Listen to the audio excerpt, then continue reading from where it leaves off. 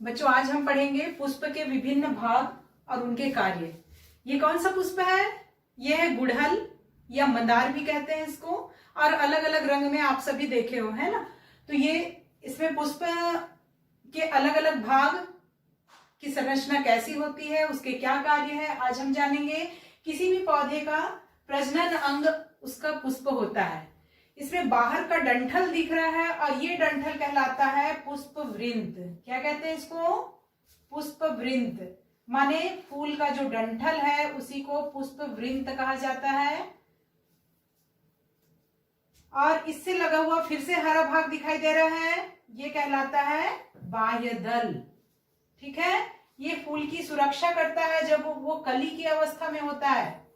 बाह्य दल, बाह्य दल के अंदर ही पुष्प के सारे अंग सुरक्षित होते हैं।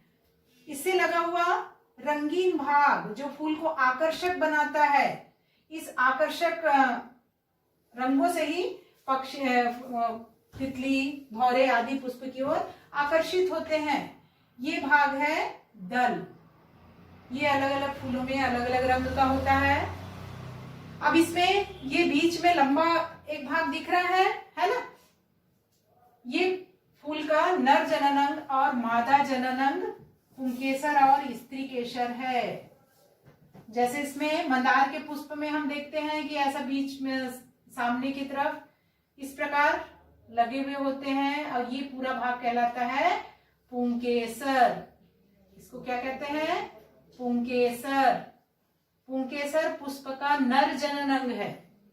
इसी तरह इसके सामने में 5 छोटे छोटे इस प्रकार दिख रहे हैं संरचना सबको, ये कहलाता है स्त्री केसर। ये वर्तिकाग्र है, वैसे अलग से देखेंगे हम। ये पुष्प का मादा जननांग है। पुंकेसर की संरचना और स्त्री केसर की संरचना यदि अलग से देखें, ये पुष्प के सारे भाग को धीरे धीरे तोड़ के अगर निकाल दें और ये बच जाएगा हमारा इसका प्रजनन अंग वाला भाग।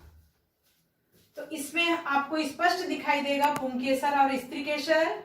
इसमें पुंकेसर का हम भाग देखें फिर से। पुंकेसर पुष्प का नर जननांग है, और यदि अलग से हम एक पुंकेसर को तोड़ के देखें माइक्रोस्कोप या सूक्ष्मदर्शी से देखने से इस प्रकार की संरचना दिखाई देती है। ये पूरा भाग कहलाता है पुंकेसर का, ये एक भाग है, और ये वाला भाग है परागकोश। इसको क्या कहते हैं? परागकोश। और परागकोश के नीचे जो डंठल जैसा है, वृंत है, ये कहलाता है इसका पुतंतु। तो परागकोश और पुतंतु दोनों पुंकेसर के भाग हैं। परागकोश के अंदर परागकण भरे होते हैं। ठीक है, परागकण कहाँ होता है?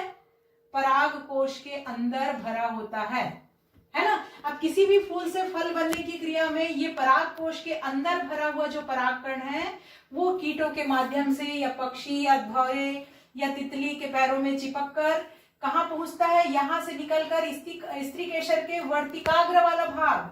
यदि स्त्री केसर का हम एक भाग अलग से देखें तो वो स्त्री केसर के भी 3 भाग होते हैं।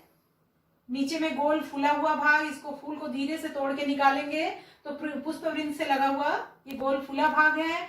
ऊपर में फूल में दिखाई दे रहा है 5 इस प्रकार के, और ये कहलाता है वर्तिकाग्र। इसको क्या कहेंगे? वर्तिकाग्र। इंग्लिश में इसको स्टिग्मा।